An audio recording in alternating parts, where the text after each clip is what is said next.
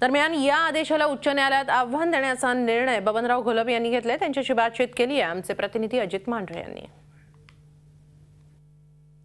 बबनराव घोलप साहेब आपल्या सोबत आहेत। घोलप साहेब, कोर्टाने तुम्हाला 3 वर्ष शिक्षा सुनावलेली आहे। शिक्षेसंदर्भात तुम्ही काय सांगाल?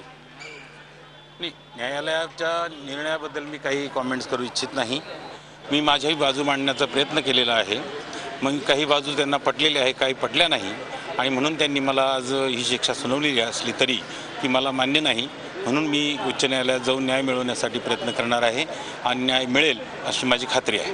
संपूर्ण राजकारणात बघाल तर पहिल्यांदा असं घडलेलं आहे की बेहिशेबी मालमत्ता प्रकरणी एका आमदाराला किंवा एका राजकीय व्यक्तीला अशा प्रकारे शिक्षा झालेली आहे, तर त्याबद्दल नेमकं काय सांगाल?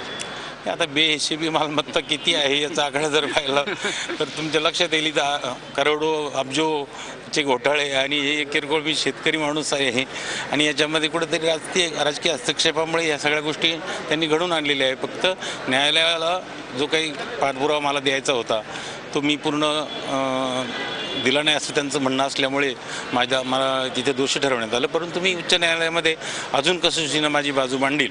तर कायदेशीर बाबी ज्या तपासणार आहेत तुम्ही, त्यानंतर तुम्हाला शिवसेनेची उमेदवारी दिलेली आहे, त्या संदर्भात तुम्ही काय सांगाल? कुठे या तुमच्या निकालामुळे किंवा तुम्हाला शिक्षा लागलेली आहे त्यामध्ये कुठे अडचण येऊ शकतो? नाही, आता तो तपासावा लागेल। त्याच्यासाठीच मी आता कोर्टाच्या बाहेर पडतो आहे। मी काही विधिज्ञ वकिलांचा सल्ला घेणार आहे आणि त्याच्यानंतर निर्णय होईल।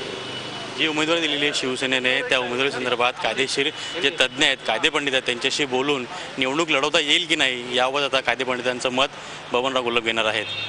पुढे जर्नलिस्ट केपचं अजित मांढरे, झी मीडिया, मुंबई। झी 24 तास रहा एक पाऊल पुढे।